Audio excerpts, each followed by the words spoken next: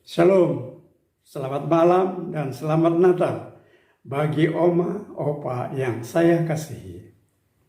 Kita bertemu dalam acara saya dan PKLU GPIB membaca Alkitab bersama. Perkenalkan, saya Tunggul Sabaruli Manado, anggota PKLU GPIB Jemaat Ora et Labora, Serpong, Banten.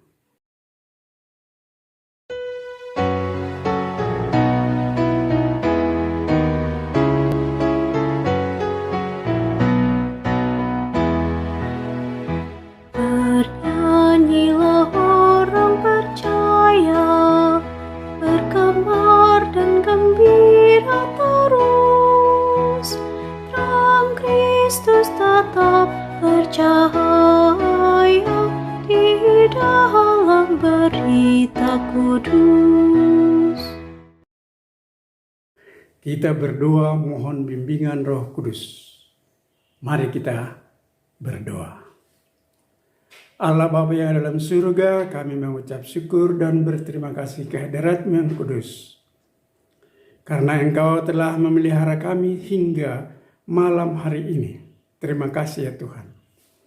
Tolong ya Tuhan, biarlah Roh Kudus-Mu membimbing dan menuntun kami untuk membaca dan merenungkan firman-Mu yang kami akan baca dari Matius 3 ayat 4. Di dalam nama anak-Mu Yesus Kristus firman hidup kami berdoa dan mengucap syukur. Amin.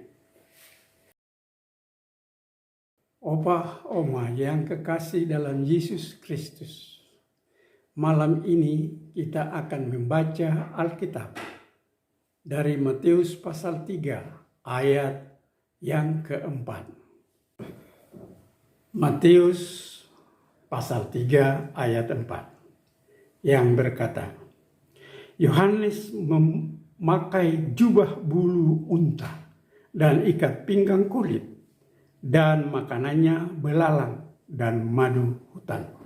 Demikian pembacaan firman Tuhan.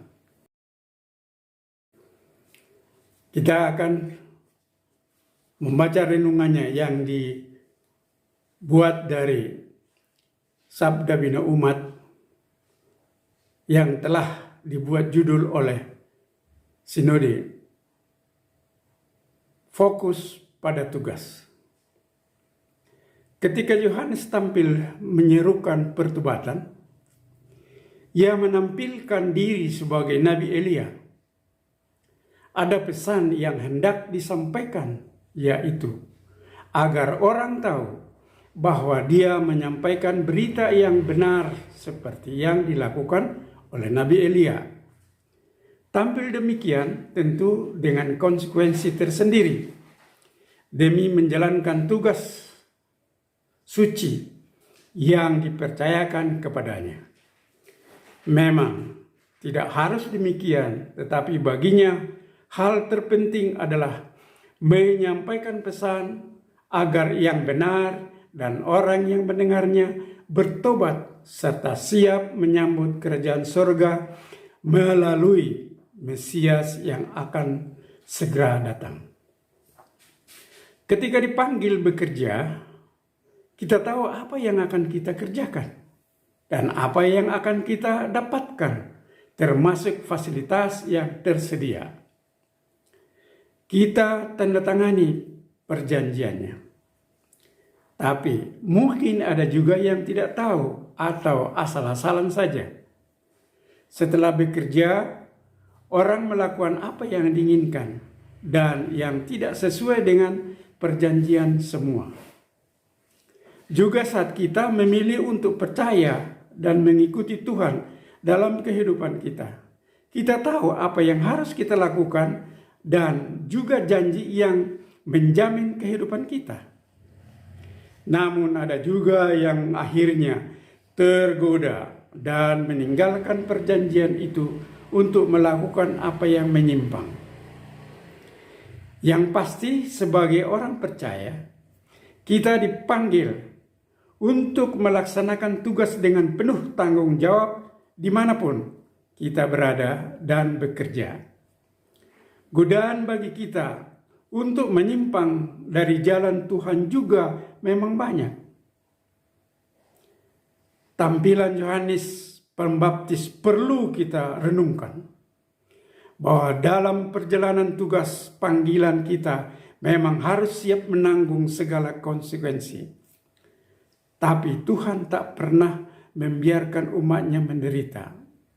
Sekali lagi, tetapi Tuhan tak pernah membiarkan umatnya menderita. Ia selalu mencukupkan apa yang perlu bagi kita, supaya kita tetap dapat menyaksikan kuasa-Nya yang besar itu di dunia di mana kita berada. Percayalah, demikianlah pemberitaan firman pada malam hari ini. Amin.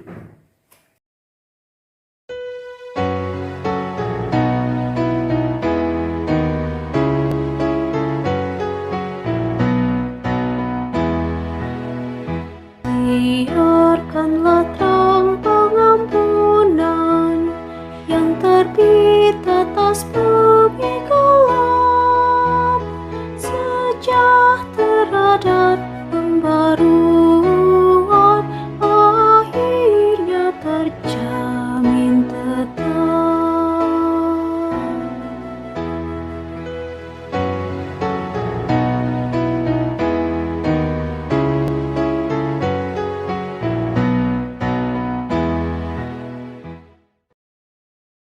Marilah kita berdoa kepada Tuhan untuk menguatkan kita. Kita satu dalam doa. Ya Allah Bapa di surga, kami telah membaca firman-Mu dan telah merenungkannya.